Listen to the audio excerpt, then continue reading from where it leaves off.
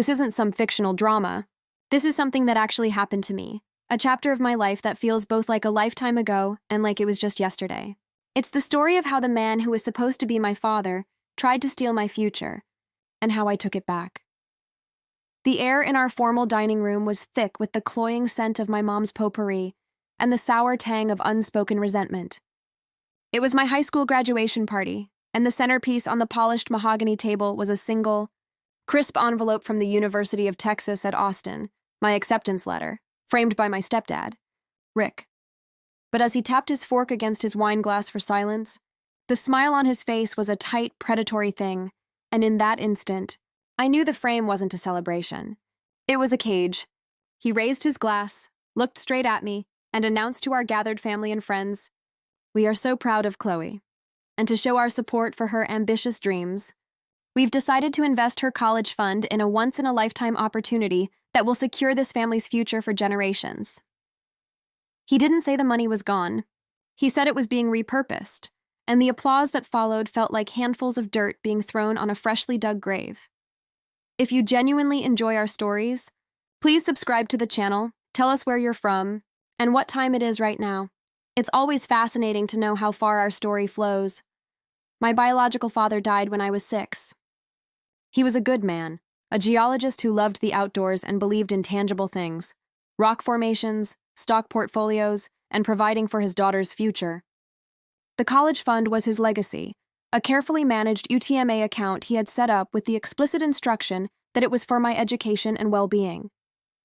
When my mom remarried 3 years later, she chose Rick. He was a small-time financial advisor from Waco with a slick haircut, a portfolio of cheap suits, and an unshakable belief in his own genius. He smelled of stale coffee and overwhelming self-confidence. To my mother, who was lost in grief and terrified of managing her own life, Rick seemed like a savior. To me, he was the man who replaced all the photos of my dad with pictures of himself. He took control of the family's finances with an unnerving swiftness. "You shouldn't have to worry your pretty little head about these things, honey," he'd tell my mom, patting her hand while his eyes scanned bank statements like a hawk circling a field mouse. He never called the college fund your father's money. He called it the asset, or the portfolio. He talked about it like it was his to play with, a piece on his personal chessboard. I was 17 when I first brought up UT Austin, my dream school. I had the grades, the extracurriculars, and most importantly, I had the fund. My dad had made sure of it. I remember sitting with Rick in his stuffy home office, the walls covered in framed certificates from online investment courses. I showed him the brochure, my hands trembling with excitement. "It's a great school for engineering," I'd said, "and Dad's account should more than cover the tuition." Rick leaned back in his leather chair, a sound like a tired groan, and steepled his fingers. "Chloe, the market is a living, breathing creature. You can't just let an asset like that sit there gathering dust in some low-yield mutual fund. Money has to work, has to sweat. That's how you build real wealth." He explained, in condescendingly simple terms, that he had optimized the portfolio, moving the money into more aggressive, high-growth areas. It sounded impressive and vaguely dangerous. I was a teenager. I didn't know the first thing about puts or calls or leveraged ETFs. I just knew the account had my name on it, and my dad had left it for me. I trusted, naively, that the adults in my life had my best interests at heart. That trust was my first and most profound mistake. The months leading up to my graduation were filled with Rick's grand pronouncements about his Midas touch and the financial empire he was building. He bought a new Lexus, and my mom got a diamond tennis bracelet she was almost afraid to wear. When I asked if the college fund was okay, he'd laugh. "Okay, Chloe, it's more than okay. It's spectacular. You'll be able to buy that university, not just attend it." Then came the graduation party. The announcement. The fake smiles and the hollow applause. After the last guest had left, I confronted him in that same dining room, the framed acceptance letter now feeling like a mockery. "What do you mean you invested it?" I asked, my voice shaking. "Rick, that money was for tuition. For my dorm. For books. It was for UT." My mom wrung her hands, looking at Rick, always looking to him for the script. He took off his glasses and polished them with a silk pocket square, a deliberate, infuriatingly calm gesture. "Chloe, you're thinking too small," he said, his voice dropping into the patient tone one uses for a child. "A college degree is a piece of paper. A certificate of participation. What I'm building is a legacy. This opportunity, it's a biotech firm on the verge of a major breakthrough. The returns will be astronomical. We're talking tenfold, maybe 20-fold. And what if it's not? I shot back. What if you lose it? That's my father's money. The moment I said it, the air chilled. His eyes narrowed. The mask of the benevolent patriarch slipped, revealing the cold, resentful predator beneath. It was, he said slowly, an underperforming asset in an account I manage. And I have made an executive decision as the head of this household to utilize it for the greater good of the family. That's not your decision to make. I just made it. He put his glasses back on, a signal that the conversation was over. You'll thank me one day when you're living in a mansion instead of some cramped dorm room. My mom tried to smooth things over later, whispering pleas for me to understand, to see the big picture. But all I could see was the closed door to my future, and Rick holding the key. My dream of walking the UT Austin campus, of studying in the shadow of its iconic tower, crumbled into dust. I didn't have a backup plan. The fund was supposed to be the one sure thing my father had left me. And now it was gone, gambled away by a man who saw my future as nothing more than his personal poker chip. That night, I lay in bed and cried, not just for the loss of my dream, but for the profound, gut-wrenching betrayal. I felt a coldness settle deep in my bones, a chilling clarity that replaced the grief. He thought he had broken me. He thought he had won. He didn't realize he had just started a war. The first year after high school was a special kind of hell designed by Rick. He called it learning the value of $1. I called it public humiliation. Instead of moving into the Jester West dorm at UT, I was bussing tables at a Kirby Lane cafe off South Lamar.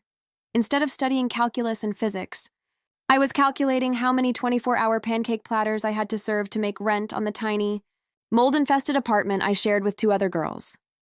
Rick had insisted I move out. "You're an adult now, Chloe," he'd said with a magnanimous air, as if he were granting me a great freedom. "It's time you stood on your own 2 feet. He knew, of course, that he had personally sawed off my legs. He wanted me to fail. He wanted me to come crawling back, broken and defeated, so he could be the hero who picked up the pieces, reinforcing his narrative that he knew best and I was just a naive kid. Every family dinner, which my mom insisted I attend, was a performance. Rick would hold court at the head of the table, pontificating about the market, about his genius biotech investment, which was always on the cusp of a major breakthrough that never seemed to arrive. He'd ask me about my job with a pitying smirk. "How's the restaurant business, Chloe? Learning a lot about customer service, I bet. That's a valuable life skill." Each word was a tiny poisoned dart. My mom played her part, her eyes pleading with me not to start a fight, not to upset the fragile peace Rick had built. She chose her comfortable life over her daughter's future, a bitter pill I had to swallow every single Sunday. I saved every penny I could, scraping by on instant noodles and free coffee refills. I enrolled in classes at Austin Community College, paying for them one agonizing installment at a time. I took online courses in coding and web design, studying late into the night after grueling double shifts. I was exhausted, constantly running on fumes, but a cold, hard ember of rage burned in my chest, and it kept me warm. It kept me going. The suspicion started small. It was a stray comment Rick made during one of our Sunday torture sessions. He was bragging about a new set of golf clubs. "Treated myself," he said, winking. "A little reward for a savvy reallocation of assets."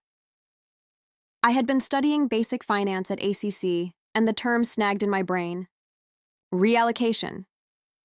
It sounded so deliberate, so different from the high-stakes, all-or-nothing gamble he had described before. He'd made it sound like he'd pushed all my chips onto one lucky number. Reallocation implied a strategy, a movement of funds, not a singular risky bet. A few months later, I was at their house to help my mom clear out the garage. Rick was, thankfully, on the golf course with his new clubs. Mom wanted to throw out a bunch of old file boxes. "Rick says this is all just ancient history, we need the space," she said, waving a hand at a stack of dusty cardboard. As I was hauling one to the curb, the bottom gave out, spilling a cascade of old papers onto the driveway.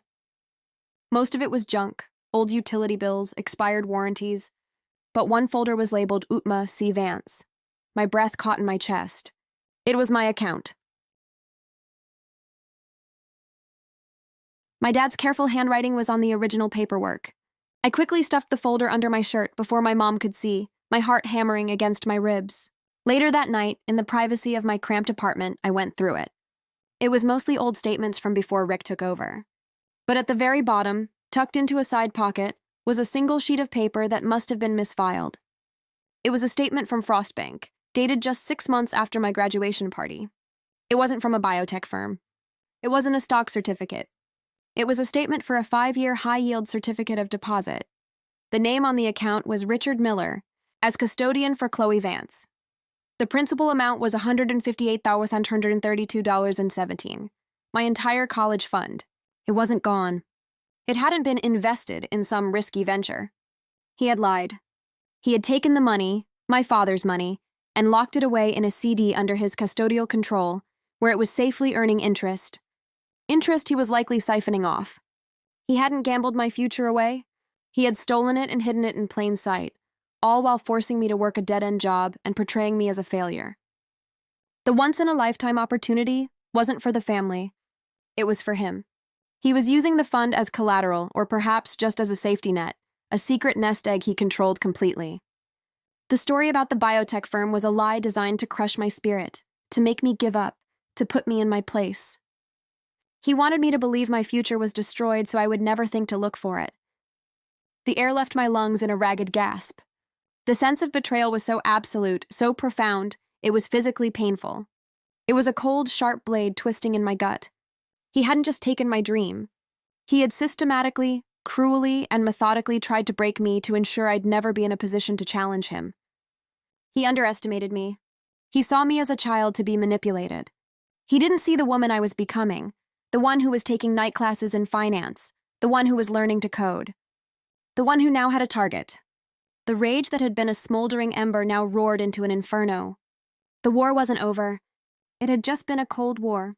Now it was about to get hot. I folded the bank statement, the paper cool and solid in my trembling hand. This wasn't just evidence.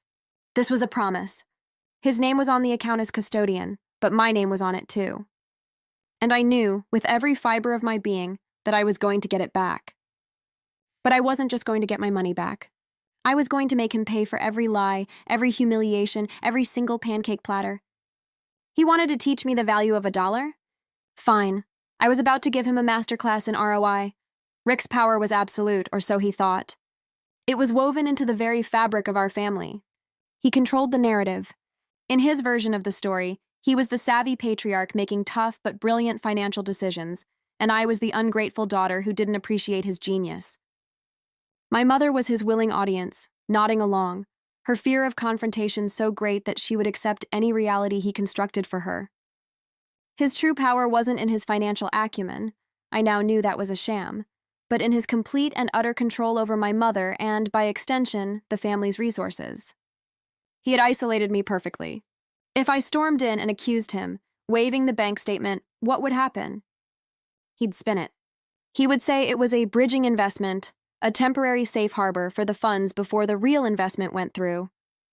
He would tell my mother I was snooping, that I was hysterical and paranoid. He would paint me as the villain and she would believe him. He would lock down the account so tightly I'd never get near it. I had the truth, but I had no leverage. He was the king of a tiny beige-carpeted castle in a suburb of Austin, and I was the exile. His arrogance was a tangible thing. At our weekly Sunday dinners, he would lord his position over me, his voice dripping with condescension. "You know, Chloe," he said one evening, swirling a glass of cheap Merlot, "I saw your car in the ACC parking lot the other day. Still plugging away at that community college thing, huh? It's good to have a hobby," he smirked. "But don't you think it's time to focus on a real career? The manager at Kirby Lane could be a good path for you. Benefits, a steady schedule." Every word was designed to remind me of my place in his world. Small, insignificant, a failure he could benevolently pity. He wanted me to believe my ceiling was a greasy diner manager's office. He needed me to believe it, because my failure was the cornerstone of his success story. He had to be the brilliant investor, which meant I had to be the cautionary tale of what happens when you don't have his guidance. I saw him for what he was, a deeply insecure man whose entire identity was built on a throne of lies. His power wasn't a fortress. It was a house of cards, And I just needed to find the right way to pull one out from the bottom without him noticing. I couldn't fight him on his terms. A screaming match would be a loss. A legal battle would be a nightmare. He was the custodian of the UTMA account, and challenging that would be a messy, expensive process he could drag out for years, bleeding me dry of the little money I had. The bank statement was my secret weapon, but it had to be deployed at the exact right moment, in the exact right way. The law was on my side, but the timing had to be perfect. I did my research. Under the Texas Uniform Transfers to Minors Act, the custodian of an account has a fiduciary duty to manage it for the minor's benefit. He had arguably breached that duty by lying about its status, but proving his intent would be difficult. However, the law was unequivocally clear on one point. Upon reaching the age of majority, which is 21 in Texas for UTMA accounts, the funds belong to the beneficiary, free and clear. I was 19. I had 2 years. 2 years to play the part of the beaten-down daughter. 2 years to plan. 2 years to sharpen my blade. That realization was my turning point. The despair I had felt for so long evaporated, replaced by a cold, crystalline resolve. It was like a switch had been flipped in my soul. The grief was gone. The anger was no longer a wildfire but a controlled, blue-hot flame. I wasn't a victim anymore. I was a strategist biding her time. The humiliation of my job, the exhaustion of my night classes, the sting of Rick's insults, it all transformed. It was no longer a burden. It was fuel. It was armor. I would wear his condescension like a shield, letting it bounce off me, all while I was building an arsenal behind my eyes.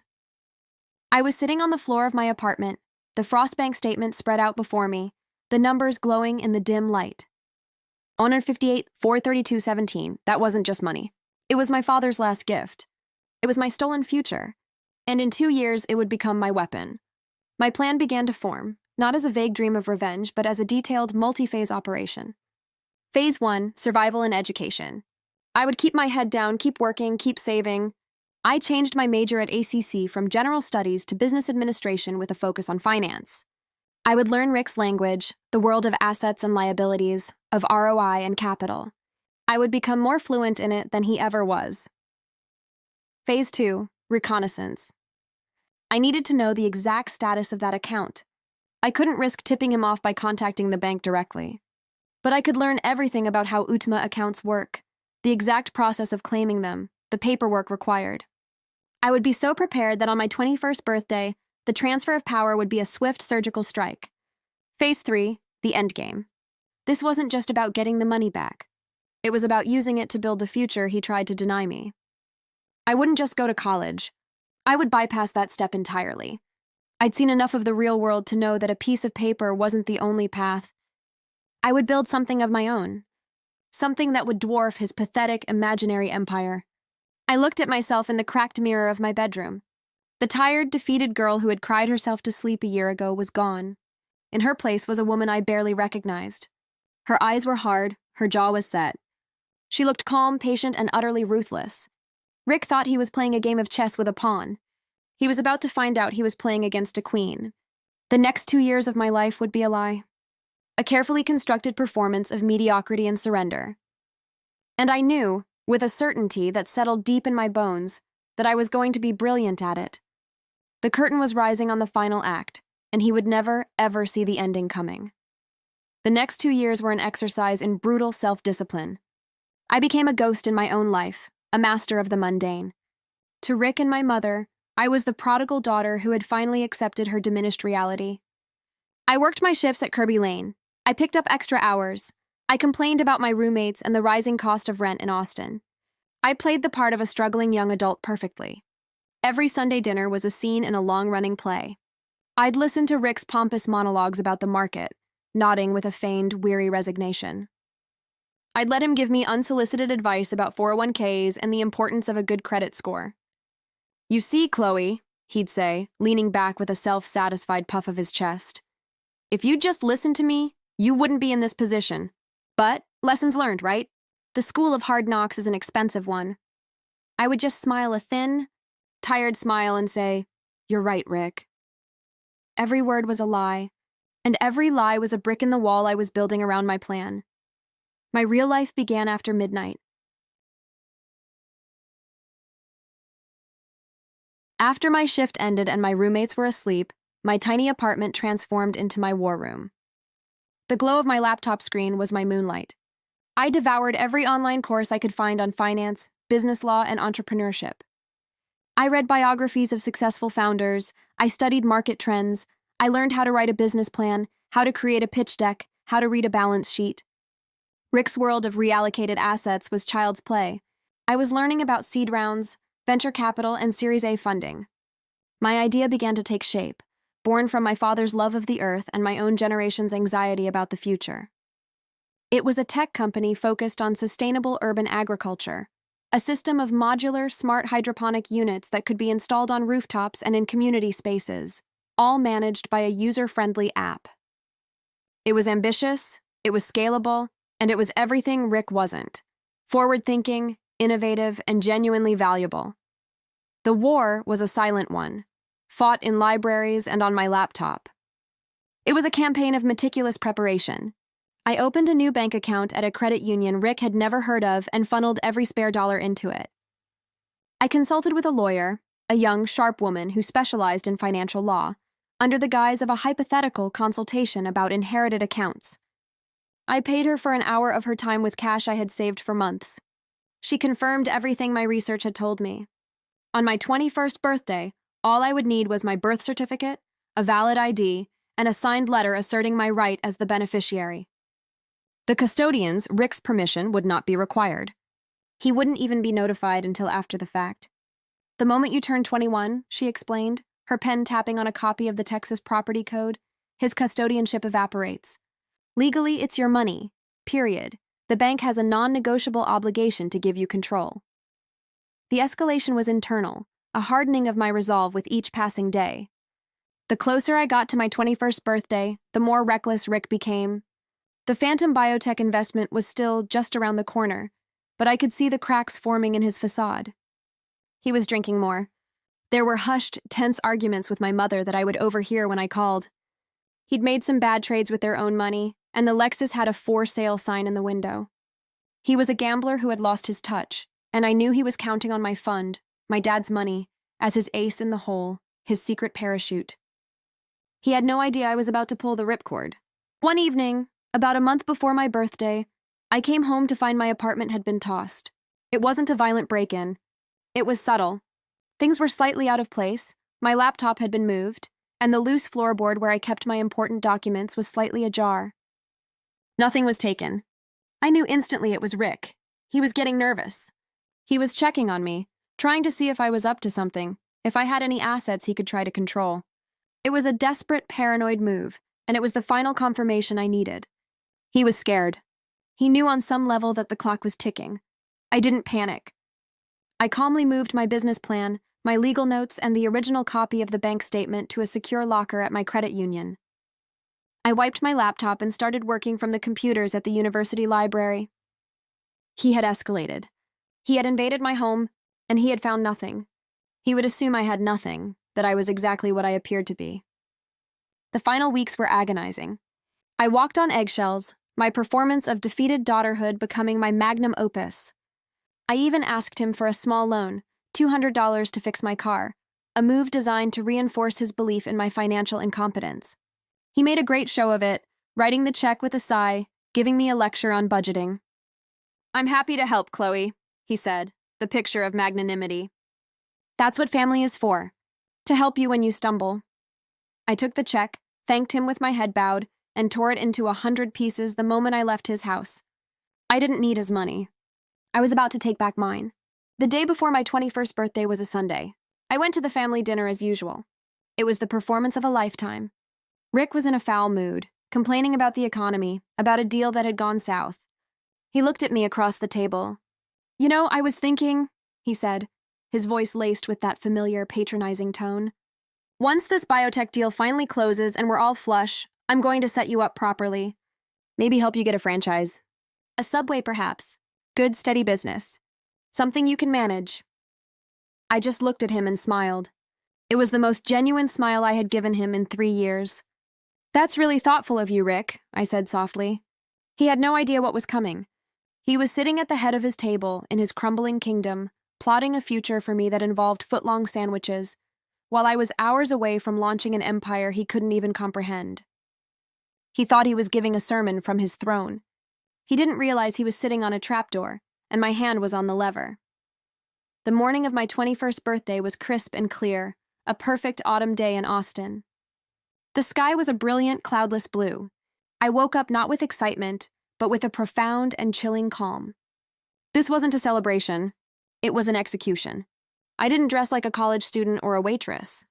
I wore the best suit I could afford, a simple, well-tailored navy blue blazer and slacks I'd bought on clearance and had altered. My hair was pulled back in a severe bun. I looked professional, serious, and older than my years. I met my lawyer, Jessica, at a coffee shop a block away from the main Frostbank Tower downtown. She had my letter prepared, along with my original birth certificate and my new driver's license, issued the week before, proclaiming my legal adulthood. She went over the plan one last time. Walk in, ask for the branch manager. Be polite but firm. Do not mention your stepfather. Do not get emotional. This is a simple legal transaction. You are the beneficiary. You have reached the age of termination. You are assuming control of your property. She smiled, a sharp, confident grin, and try to enjoy it. Walking into that bank was like stepping into another dimension.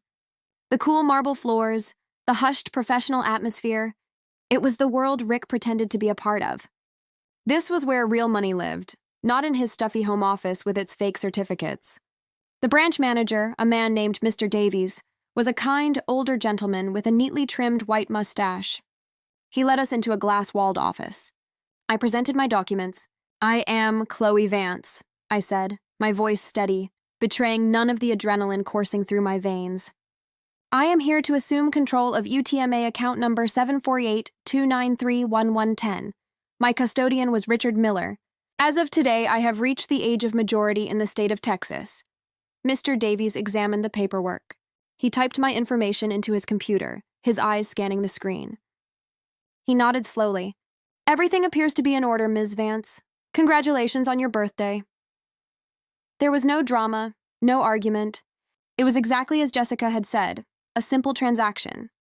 The gears of the law turned silently and efficiently. He had me sign a series of forms. On one, under reason for transfer, I wrote, beneficiary assuming control. The account had grown.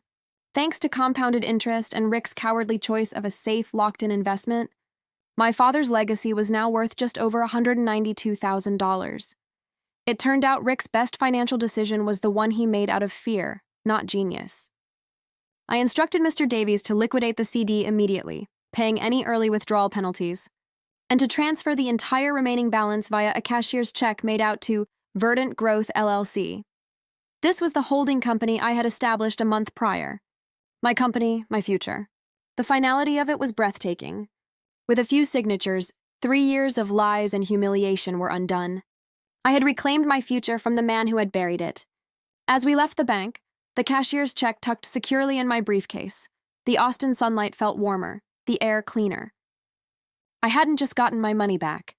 I had gotten myself back. The confrontation wasn't about screaming or revenge. It was about rendering him obsolete. I drove straight to their house.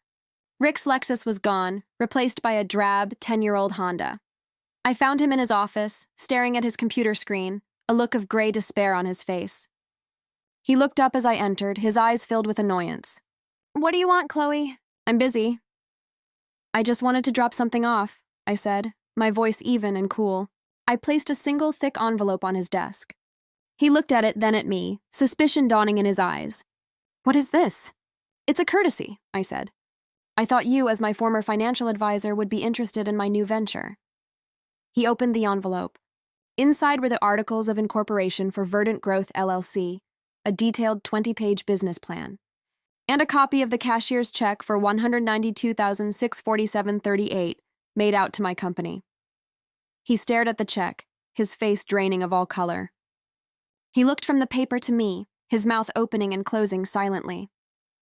The arrogance, the condescension, the smug superiority, it all melted away, replaced by a raw, naked panic. He understood. How? He stammered. The bank? They're not supposed to... I'm 21, Rick, I said simply. It's the law. The custodianship is terminated. It's my money now. It always was. He scrambled for his phone, his hands shaking so badly he could barely dial. He called the bank's customer service line, frantically spitting out the account number. I could hear the tinny voice of the representative on the other end. I watched as the final devastating truth landed on him. He slumped in his chair, the phone clattering from his hand.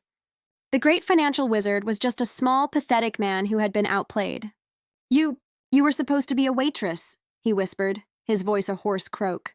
It was the most honest thing he had ever said. It was what he had needed me to be. "You thought so?" I said, turning to leave. "You thought if you told me my future was gone, I'd believe you. You thought if you made me small, I'd stay small." My mother appeared in the doorway, drawn by the silence. She looked at Rick's ashen face, then at the papers on his desk, then at me, standing tall in my new suit. The truth, in all its brutal clarity, was finally dawning on her too.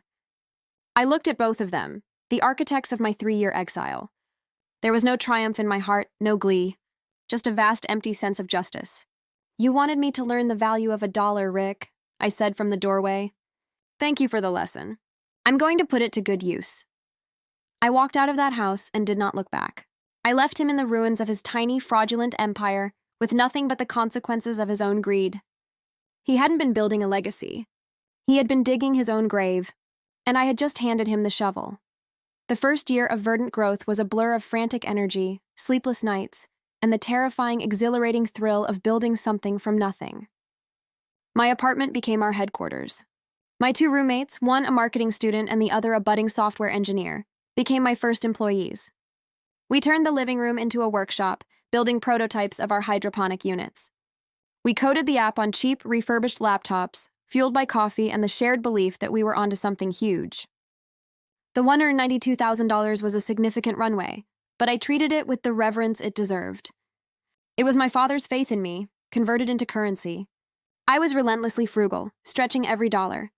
We rented a small warehouse space in East Austin, built out our own vertical farms, and started reaching out to local restaurants and grocery stores.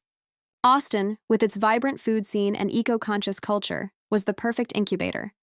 Our first client was a farm-to-table restaurant on South Congress that agreed to a pilot program. The chef loved the quality of our produce, hyper-local, pesticide-free, and harvested hours before it hit the plate. Word started to spread.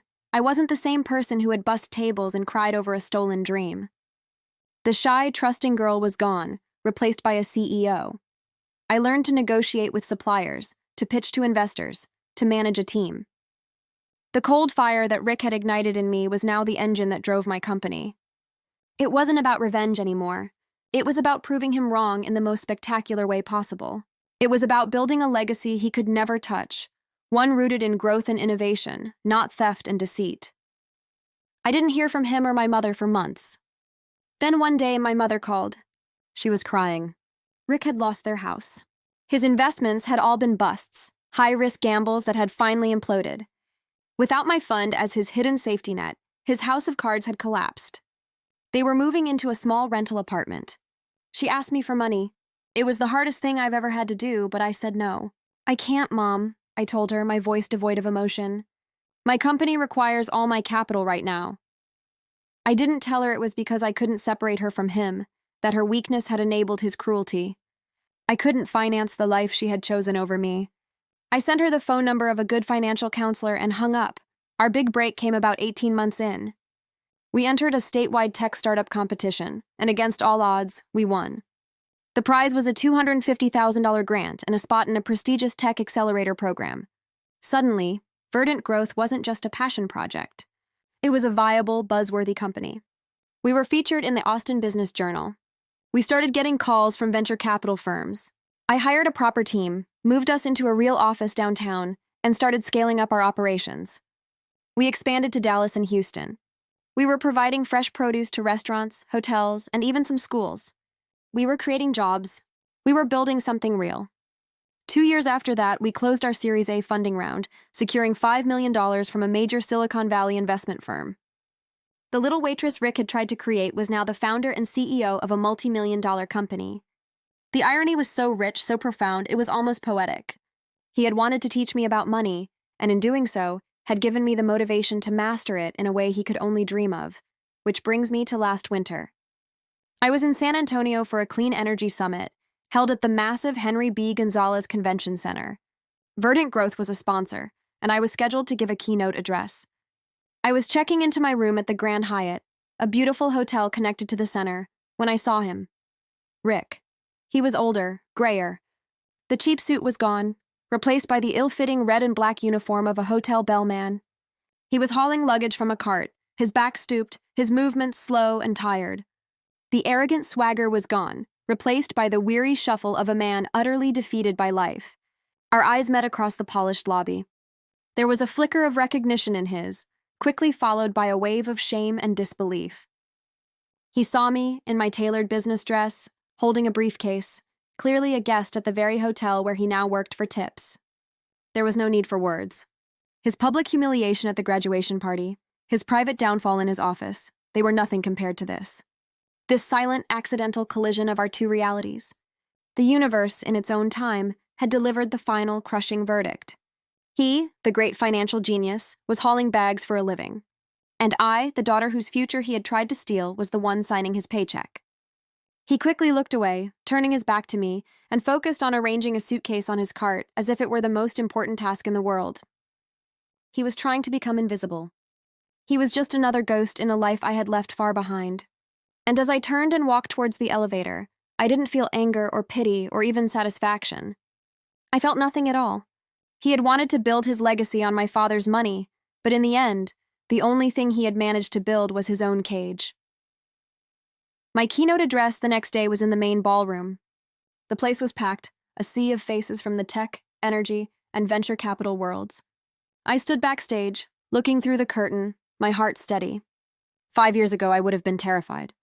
Now, it just felt like another part of the job. I walked onto the stage to a wave of applause. The lights were bright, but I could make out the faces in the first few rows. Investors who believed in me, members of my team who had worked so hard, other entrepreneurs who understood the struggle. My topic was sustainable growth, building a future-proof business. I talked about innovation, about market disruption, about the importance of a mission-driven company culture. I told the story of Verdant Growth, from our humble beginnings in my apartment to our current expansion plans. I told them about our technology, our vision for a world where fresh, healthy food could be grown anywhere, by anyone. I didn't mention Rick. I didn't mention the stolen fund or the years of humiliation. That was my story, but it wasn't the company's story. The company's story was about the future, not the past. My private war was over.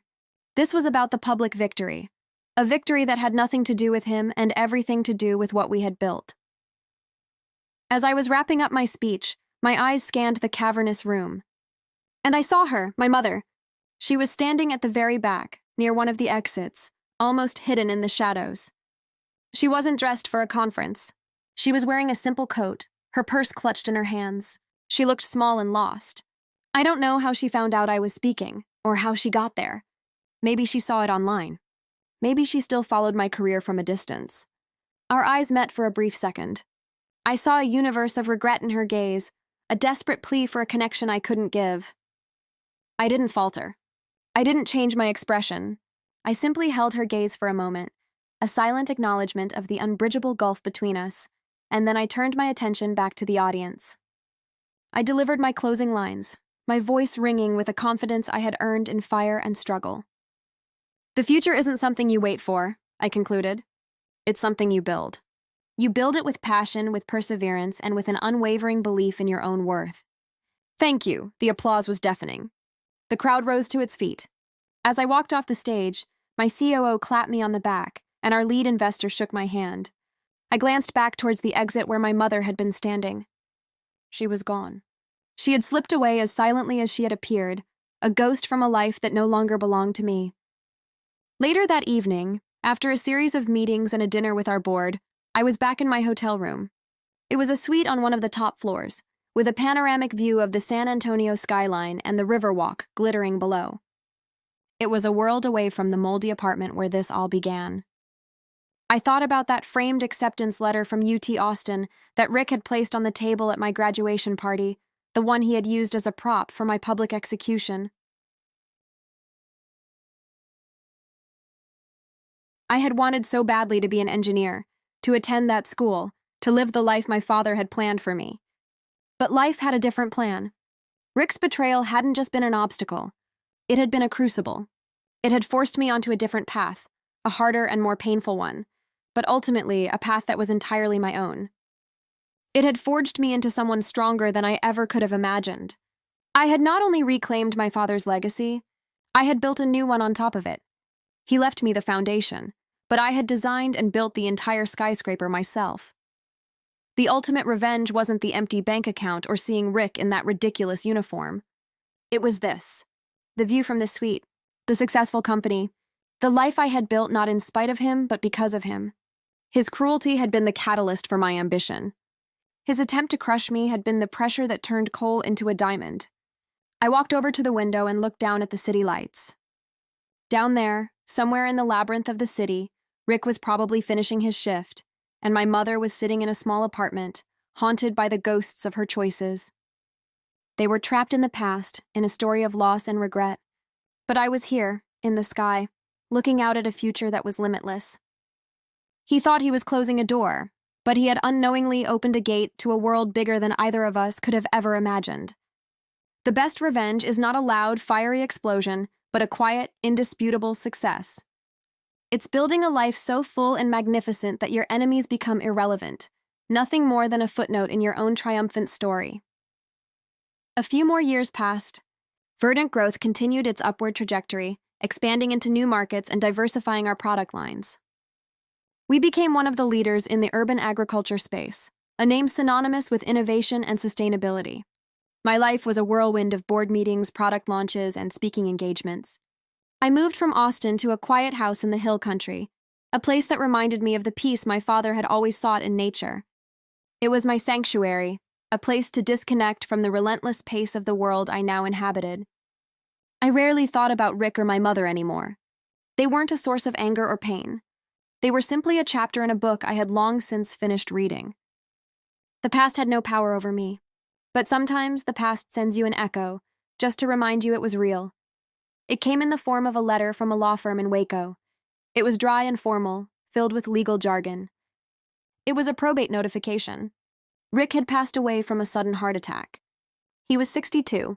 The letter stated that he had left no significant assets, his estate was insolvent, and he had a long list of creditors.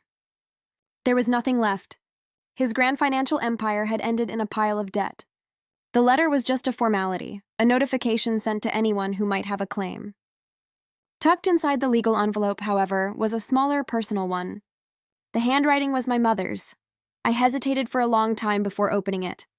I wasn't sure I wanted to let that voice back into my life, even on paper.